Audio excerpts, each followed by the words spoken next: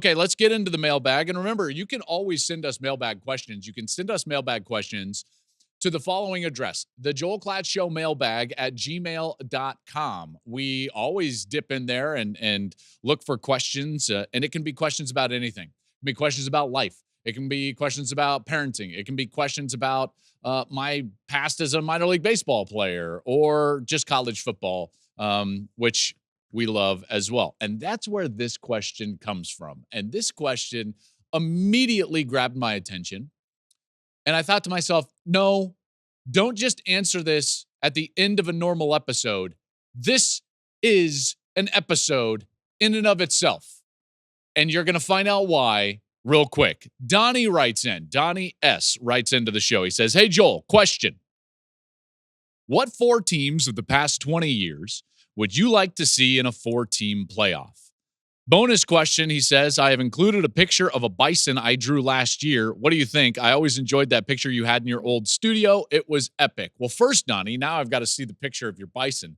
So let's take a look at the bison. And yep, that's pretty amazing. Donnie, talented man. That's beautiful. Man, I'd love a copy of that. I'd throw that up in the new studio, Donnie. I don't know if it would be big. I mean, powers that be, everybody has a say now in what the Joel Klatt Show studio looks like, even though the other studio is in my home. But anyways, I digress. There it is. Okay, let's get into the actual question. The 4-team playoff, it's a historical playoff. And Donnie, I know that you said past 20 years, but I fudged a little bit, and I thought it would be cleaner rather than just going back to 2003. Why don't we just go back to the start of the century? Let's just go back to the year 2000, and we're going to take a 4-team playoff. What are the best 4 teams of this century, basically, and then let's have a playoff. But we can't just throw them out there. We got to have a rankings reveal.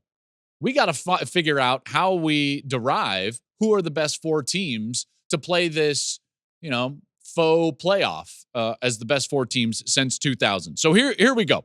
I just started ranking them. Steve and I. Steve, as you know, is the right-hand man of the Joel Klatt Show. He does all things with me during the course of the year. And so we put our heads together and we started talking about, deliberating, and debating who should be in this playoff. How would we rank the best teams since 2000? And a couple of things that I would throw up as criteria. I 100% leaned towards championships. There were a lot of really good teams that didn't win a championship that you could have thrown in a top 10 because I think that they probably deserve it, even though they didn't win the championship that year. So quickly, before we get into the top 10, here are the 3 teams that did not make the top 10, but got consideration as non-champions.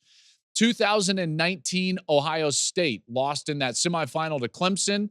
A couple of weird calls in that game. Obviously, that was a great football team. That team got some consideration. The 2008 Texas team that lost the 3-way tiebreaker to Oklahoma in the Big 12 because they were also tied with Texas Tech, which is the team that ended up beating Texas earlier in the year in Lubbock. That Texas team didn't wind up in my top 10, but man, I thought that they deserved a mention. And then this next team didn't wind up in the top 10. And again, on account of the fact that they did not win the national championship, 2005 USC. They lost to Texas, and they're not going to be in my top 10. But man, we all know how great that 2005 USC team was. So as the criteria is supposed to pan out currently as we rank teams for the college football playoff, championships won. What we do now is conference championships. But in my model, national championships are going to matter. So here we go. I'm going to go 10-1, and this is going to be the seeding, okay? So this is how we're going to derive the playoff, and then I'm going to play the playoff out for you right here on the show. Number 10 is Oklahoma, the year 2000. The Josh Heupel, Bob Stoops in his second year, Rocky Kalmus, Roy Williams, that secondary was incredible. They basically shut out Florida State, Chris Winke's Florida State team. I would have loved to have seen that Oklahoma team actually play Miami. Remember, Miami beat that Florida State team in 2000. The BCS snubbed Miami, put Florida State into that game. Winke was the Heisman, and Oklahoma, they were the best defense in the country. So that Josh Heupel, Bob Stoops Oklahoma team, they wind up at number 10. At number 9, it is the 2013 Florida State Seminoles. Jameis Winston and company were dominant. When you look back on that, they beat teams by an average margin of 39.5. Remarkable dominance. That's the best of any team on this list, by the way. I put them at 9, though, because you start getting into these top 8 teams, and it's like they are historically great. But the 13 Florida State team, they make it. That's an undefeated year and a Heisman for Jameis Winston. The number 8 team in my poll is the 2008 Florida Gators team that beat that Oklahoma team that won the 3-way tiebreak over Texas. Tim Tebow's Florida team, now they weren't undefeated, but remember, he gave the speech after that early season loss, and that team was loaded. Percy Harvin. They had everybody on that team. That was Urban Meyer's best team. Due respect to some of his other teams, including the Ohio State National Championship team of 2014, the 08 Florida Gators was his best team. They were absolutely loaded. They beat Oklahoma, and that Oklahoma team was very good. 24-14 in the national championship game, and they are my number 8 seed. Number 7, 2021 Georgia. Again, not an undefeated. Remember, they didn't even win their conference championship, but that defense was incredible. They wound up beating Alabama in the rematch in the national championship game.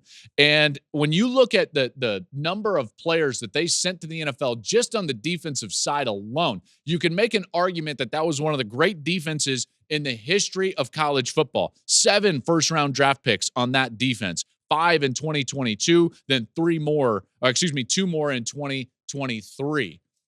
I believe they gave up 10.2 points per game. And in modern college football, that's obscene. That's an obscenely low number. So they're number 7. Thank you for watching the Joel Klatt Show YouTube channel. And if you liked this clip, make sure to like it and subscribe to the channel. And you can stay up to date on all of my college football coverage.